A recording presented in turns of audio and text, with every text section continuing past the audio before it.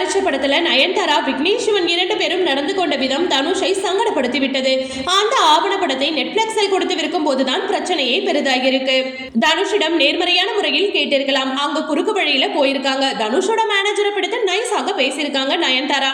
ஆனா அதுவும் எடுபடல. அப்புறம் உஷாரானதும் தான் நான் தனுஷை பார்க்கணும்னு நயன்தாரா மேனேஜரிடம் சொல்றாங்க.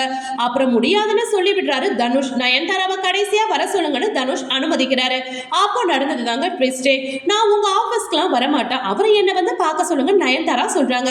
உதவி கேட்கிறவங்க தான் கொடுப்பவர்கிட்ட போய் நிற்கணும். அப்போ கடையை பூட்டினவர் தனுஷ். அதனாலதான் அந்த கிளிப்பிங்ஸை பயன்படுத்த முடியாம போச்சு. அதனால நெட்ஃபிளிக்ஸும் விலையை குறிச்சிட்டாங்க. அதனால நயன்தாரா தனுஷை எந்த அளவு பேசணுமோ அப்படி 3 பக்கமா அறிக்கை விட்டுட்டாங்க. 3 செகண்டோ 1 செகண்டோ அரை செகண்டோ அவரோட அனுமதி இல்லாம அவரோட பொருளை பயன்படுத்தலாமா? அதுல என்ன லாஜிக் இருக்கு? 10 நாள் கால்ஷீட்டுக்கு 10 கோடி கேட்கறது சரியா இருக்கும் பொழுது இது சரியில்லாம இருக்குமா? நிச்சயமா கண்டிப்பா அவர் கம்மியா கேட்டிருக்காருன்னு தான் நான் நினைக்கிறேன் என்று அந்தணன் அந்த பேட்டியில் தெரிவித்திருக்கிறார்.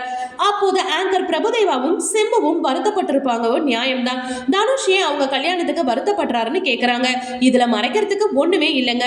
அவரும் ஒரு காலத்துல நயன்தாராவை காதலிச்சாரு. நயன்தாராவும் தனுஷை காதலிச்சாங்க. இன்னொன்னு ஐஸ்வர்யா தனுஷ் கோர்ட்டுக்கு வந்து நிக்கிறாங்களே, அதுக்கு ஆரம்ப விதையே நயன்தாரா தான். அதனாலதான் தனுஷ் குடும்பத்திலேயே புயல் வீசுச்சு. அதனாலதான் இந்த காதலை ஏற்றுக்கிறதுக்கு பல பேருக்கு மனசே கிடையாது. நயன்தாராவை பொறுத்தவரை கடவுள் பாதை மிருகம் பாதை கலந்து செய்த கலவை தான் அவங்க. இன்னொரு பக்கம் மனிதாபிமானத்துல சிறந்து விளங்குகிறாங்க. யாரடி நீ மோகினி படம் ஹிட் ஆகும் போது உனக்கு என்ன வேணும் கேளுன்னு தனுஷ் நயன்தாராவிடம் கேட்கிறார். அதற்கு நான் கேட்கறத செய்வீங்களான்னு கேட்கிறார் நயன். சரி என்கிறார் தனுஷ். அப்போது இந்த படத்துல பணியாற்றிய உதவி இயக்குநர்களுக்கு எல்லோருக்கும் பைக் வாங்கி கொடுங்கன்னு சொல்றாங்க நயன்தாரா. அதே மாதிரி அவரும் வாங்கி கொடுத்தாரு. இவ்வாறு அந்தணன் அந்த பேட்டியில் தெரிவிச்சிருக்காரு. ஓகே வியூவர்ஸ், இது போல சினிமா செய்திகளை நீங்கள் பார்க்க மறக்காம சினி டைம்ஸ் சேனலை சப்ஸ்கிரைப் பண்ணுங்க.